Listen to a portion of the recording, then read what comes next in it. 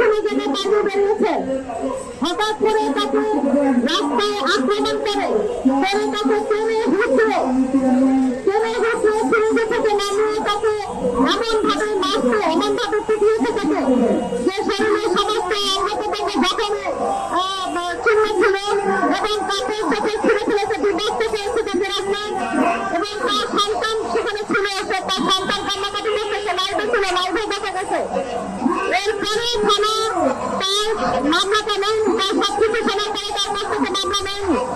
না নেওয়ার ফলে এই সালমানকে তারা আবারও আরেক জায়গায় তারা বাসায় হামলা করেছে এবং আরো একবার বাহিরে তারা হামলা করেছে এবং হাত পা বেঁধে তাকে ইট দিয়ে তার হাতে পায়ের নখগুলিকে ফাঁকলা করেছে, জখম করেছে, হাত পায়ের নখ দিয়ে রক্ত বেরিয়েছে।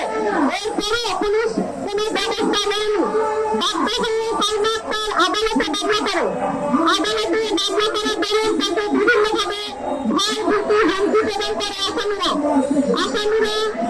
আসামিদের নাম সংবাদ কিছুক্ষণ পরে আপনাদেরকে জানবে।